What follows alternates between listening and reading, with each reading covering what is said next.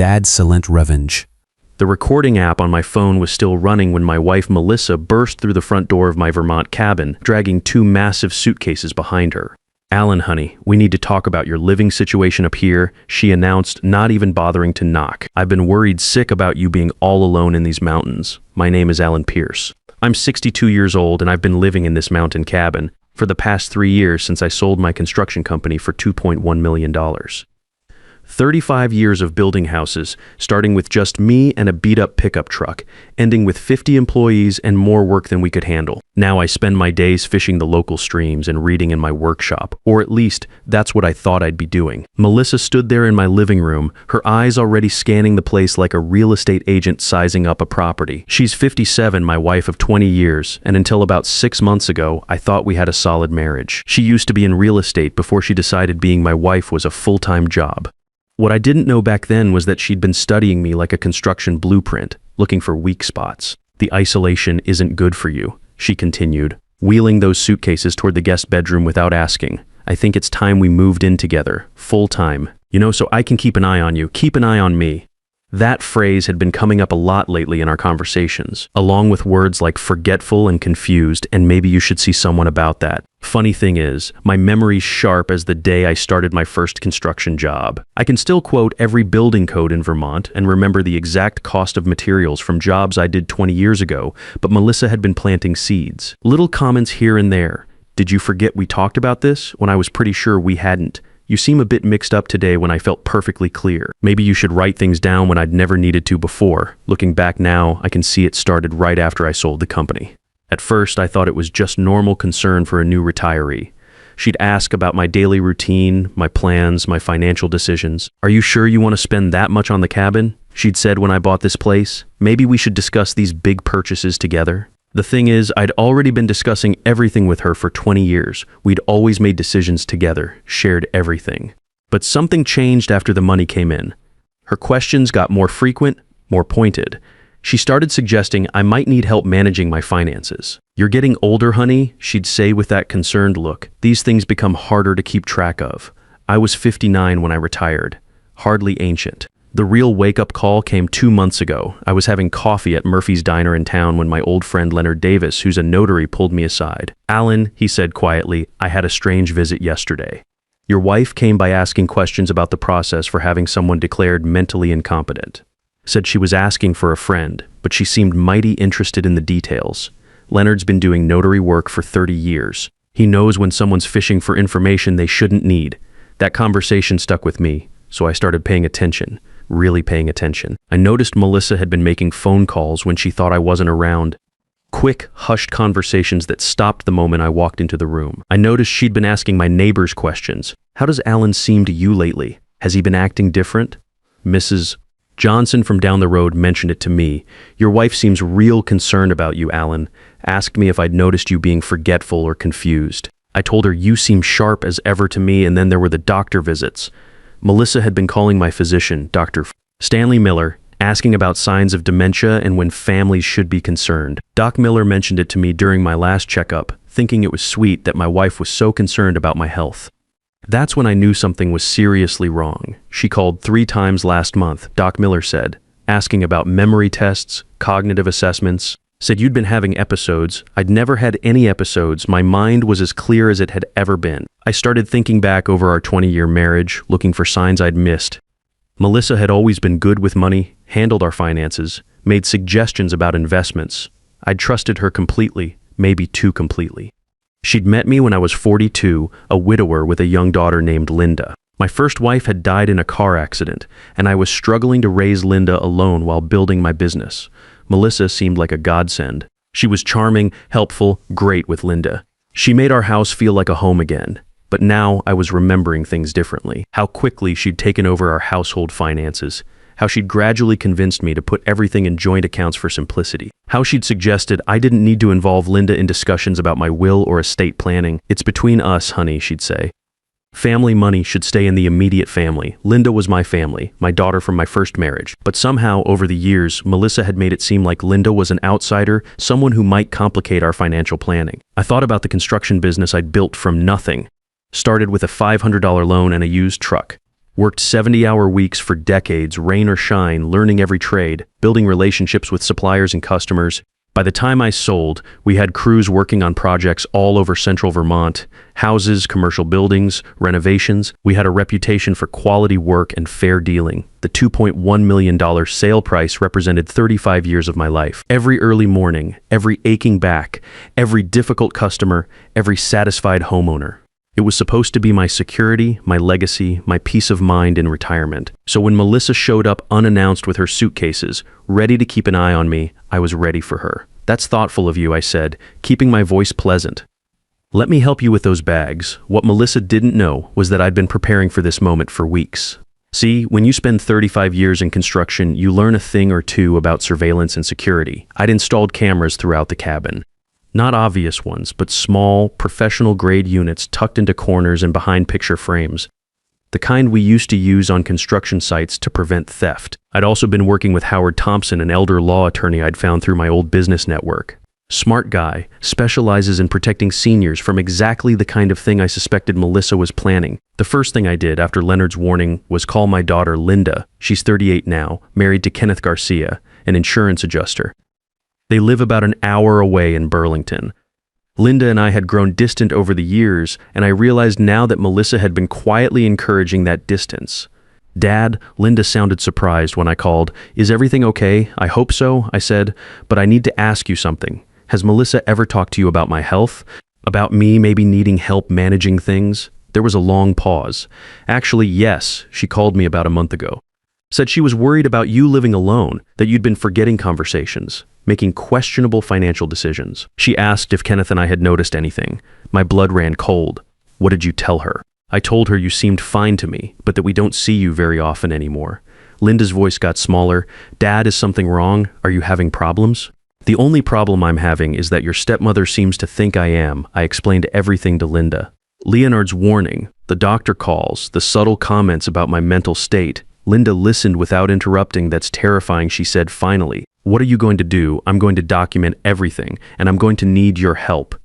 The next step was hiring Diane Roberts, a private investigator Leonard recommended. Diane had spent 20 years with the Vermont State Police before going private. She specialized in elder fraud cases. "This is more common than you'd think," Diane told me when we met at a coffee shop in Montpelier. "Spouses, children, caregivers. They see an aging person with assets, and they start making plans. The key is building a solid case before they make their move." Diane's investigation started with Melissa's background. What we found was disturbing.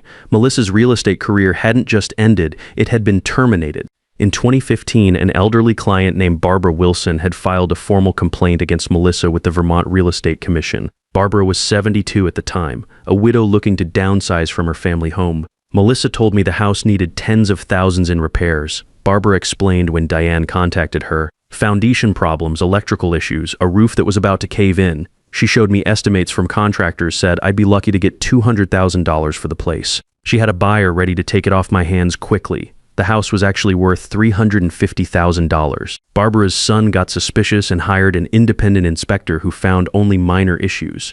The contractor estimates Melissa had shown were fabricated. She was going to steal $150,000 from me, Barbara said. If my son hadn't intervened, I would have lost everything. The real estate company had settled quietly with Barbara to avoid publicity, but they'd terminated Melissa immediately. The state commission had opened an investigation, but Melissa had already left the industry. This was the woman I'd been married to for 20 years. The woman who'd helped raise my daughter. The woman I'd trusted with my life savings. Diane also found the psychiatrist visits. Over the past 4 months, Melissa had consulted with 3 different doctors in the Burlington area. Dr. Patricia Wells, Dr. Michael Rodriguez, and Dr. Sarah Chen. All specialists in geriatric psychiatry. She told each of them the same story, Diane reported. Elderly husband showing signs of cognitive decline, memory problems, poor judgment with finances, episodes of confusion. She wanted to know about the process for having someone evaluated, what kind of documentation would be needed for a guardianship petition. My hands were shaking as I reviewed Diane's report. Melissa had been planning this for months, maybe longer.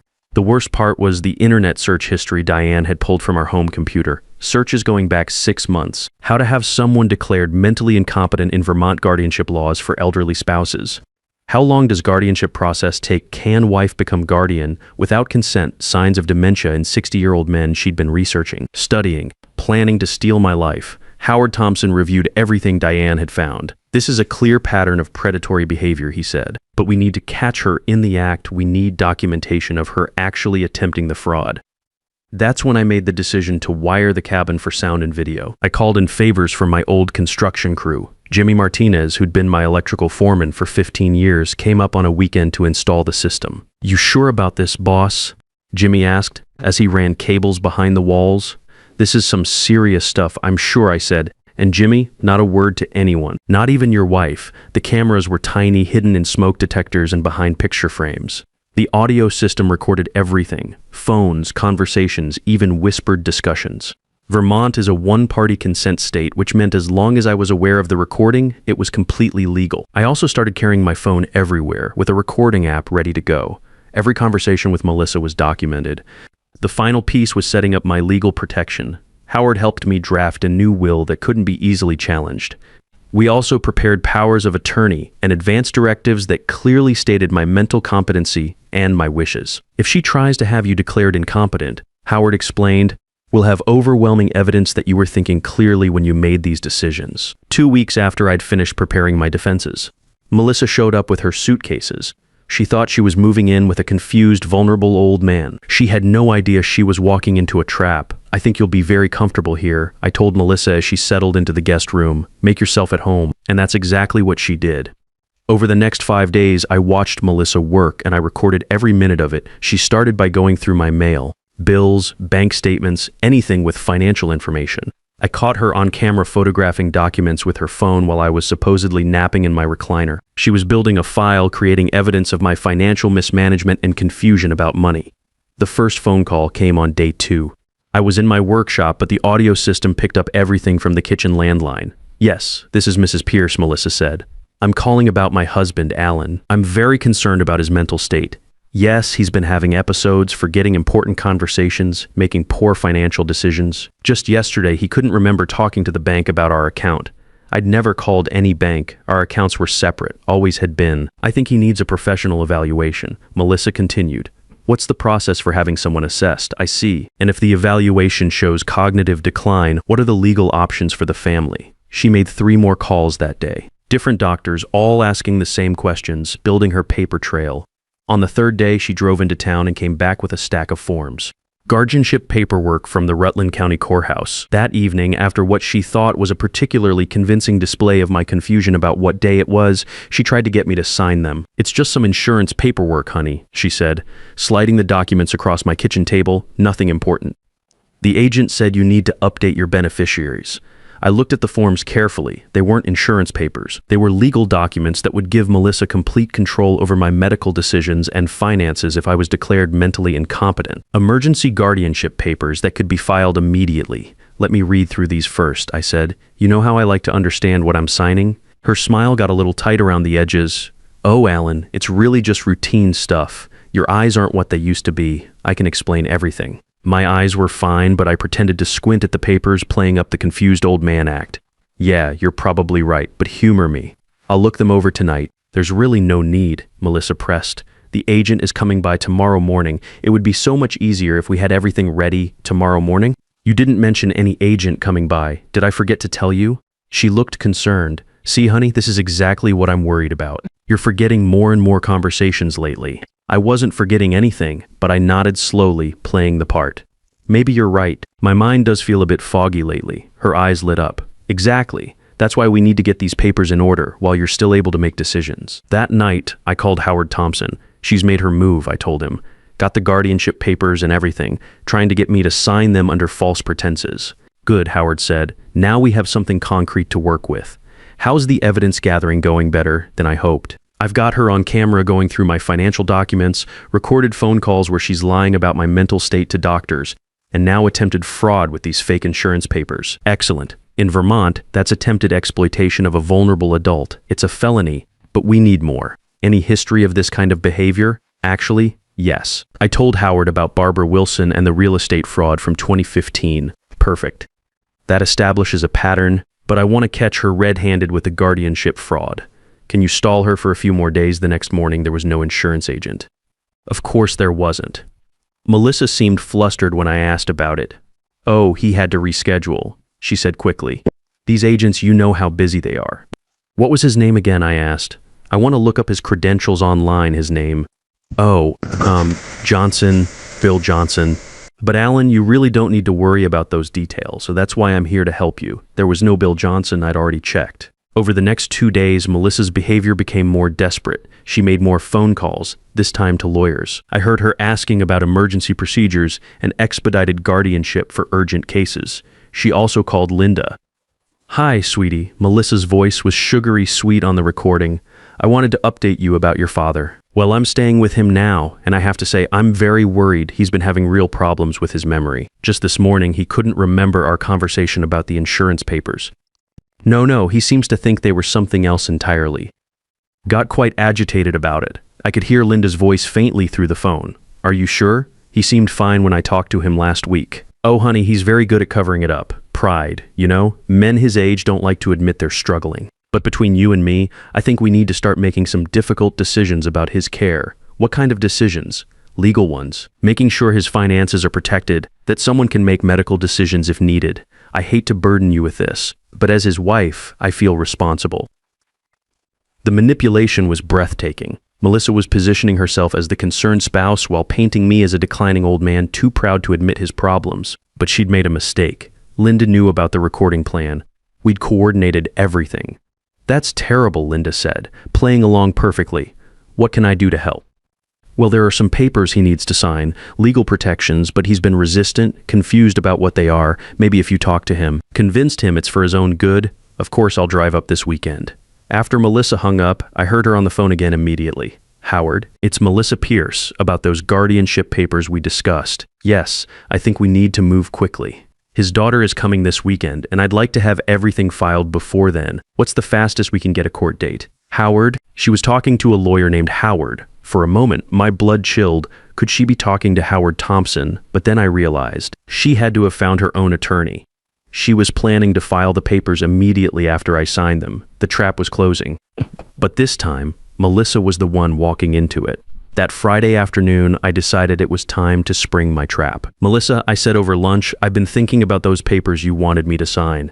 I'm still a little confused about some of the legal language. Maybe we should have a lawyer look at them before I sign anything." She nearly choked on her sandwich. "Oh, that's not necessary. Like I said, it's just routine insurance stuff still. I'd feel better having my attorney take a look. Howard Thompson. You remember Howard, don't you?" The color drained from her face. She remembered Howard all right. He'd been at our wedding 20 years ago, handled the legal work when I bought this cabin. "Why don't I give him a call?" I continued, reaching for my phone. "Maybe he can come up here this afternoon and explain things to us." "Alan, really? That's not." But I was already dialing. "Howard, it's Alan. My wife has some legal documents she'd like you to review. Can you drive up to the cabin this afternoon?" "Great. And Howard, you might want to bring that investigator we discussed. And Leonard too, in case we need anything notarized." I hung up and smiled at Melissa. Her hands were shaking slightly as she picked up her coffee cup. "Alan," she said carefully, "maybe we should talk about this privately first, before involving lawyers and other people." "Oh, I think it's time we had everything out in the open," I said. "Don't you?" 3 hours later, Howard arrived with Diane Roberts and Leonard Davis. Melissa had tried to leave twice, claiming she had errands to run in town, but I insisted she stay. "After all," I said, "these are your papers. You should be here to explain them." We gathered in my living room. Howard spread the guardianship documents on my coffee table alongside printed screenshots from my security cameras and transcripts of Melissa's recorded phone calls. "Mrs. Pierce," Howard began, his voice formal and professional, "we need to discuss these guardianship papers you asked your husband to sign. Are you aware that they would give you complete legal control over his medical care and finances?" Melissa's jaw tightened. I was just trying to protect him. "Alan's been confused lately. Making poor decisions, such as?" Howard asked. "Well, he forgets things. Important conversations. He's not managing his money well." Diane Roberts opened her briefcase and pulled out a thick folder. "Mrs. Pierce, we've been investigating your background. We found some interesting information about your time as a real estate agent." She placed a photograph on the table. It showed Melissa outside Dr. Patricia Wells' medical office building. This was taken 6 weeks ago. "You visited 3 different psychiatrists over the past 4 months, asking each of them about the process for having an elderly family member evaluated for dementia. I was concerned. You told each doctor that your husband was showing signs of significant cognitive decline, memory problems, confusion, poor judgment with finances. You were building a paper trail to support a guardianship claim. Howard leaned forward, Mrs. Pierce in Vermont, attempting to have someone declared incompetent when you know they're mentally sound is considered exploitation of a vulnerable adult. It's a Class D felony. Melissa stood up abruptly. This is ridiculous. I'm his wife. I have every right to be concerned about his well-being. You also contacted his physician multiple times, Diane continued, asking about signs of dementia and suggesting Dr. Miller should recommend a mental competency evaluation. You researched guardianship laws online extensively, and you told your husband these papers were insurance documents when they were actually legal guardianship forms. And then there's Barbara Wilson, Howard added. Melissa went very still.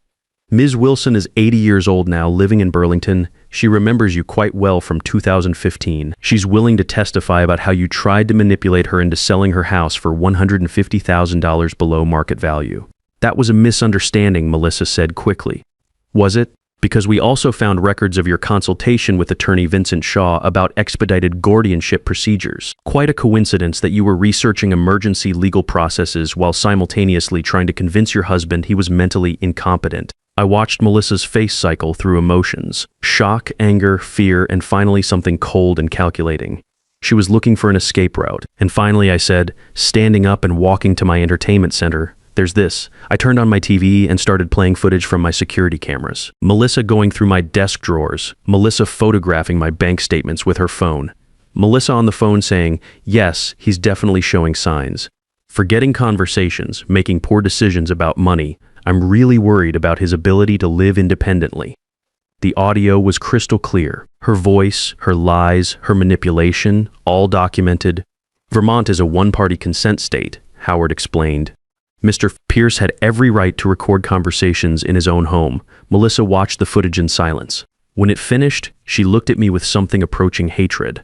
You set me up, she said. I protected myself. I replied, there's a difference. Howard pulled out another document, Mrs. Pierce. You have two choices. You can leave this house immediately and never contact Mr. Pierce again, and we'll consider this matter closed. Or we can file formal charges for attempted exploitation of a vulnerable adult, fraud, conspiracy, and attempted forgery. Melissa looked around the room at all of us. Her shoulders sagged slightly. What about my things? My belongings you can pack what you brought with you, I said. Everything else stays here. She nodded slowly and went to the guest room. 20 minutes later, she emerged with her 2 suitcases. At the front door, she turned back to me. 20 years, Alan. 20 years of marriage, 20 years of you waiting for me to get old and vulnerable enough to steal from, I replied. How long were you planning this? She didn't answer, just walked out to her car and drove away. The next week, Howard helped me update my will. 90% of my estate would go to a scholarship fund I was establishing for kids from working-class families who wanted to learn construction trades. The remaining 10% would go to my daughter Linda, who'd been the real target of Melissa's scheme all along. A month later, Diane Roberts called with news. The Vermont State Police had arrested Melissa for trying the same scam on an 81-year-old widower named George Fletcher in Montpelier. Apparently, I wasn't her first target, and I wouldn't have been her last. She was convicted on multiple counts of elder fraud and sentenced to 4 years in prison. As for me, I'm still here in my mountain cabin, still fishing the local streams, still reading in my workshop. Linda and I talk every week now. Kenneth comes up sometimes to help with repairs around the place. The difference is now I know the value of paying attention to what's right in front of you. Sometimes the biggest threats come from the people closest to us. But if you keep your eyes open, trust your instincts, and don't be afraid to ask for help, you can protect yourself. Even at 62, even when people think you're an easy target, you can still fight back. And sometimes if you're smart about it, you can win. Trust is earned over decades, but it only takes one recording to reveal who someone really is. The best defense against a predator isn't your age or your wealth. It's your willingness to document the truth. Sometimes protecting yourself means accepting that the person sleeping next to you has been planning to destroy you. Elder fraud doesn't happen because we're weak. It happens because we trust the wrong people with our strength. When someone tells you that you're confused, make sure you're the one with the recording device running.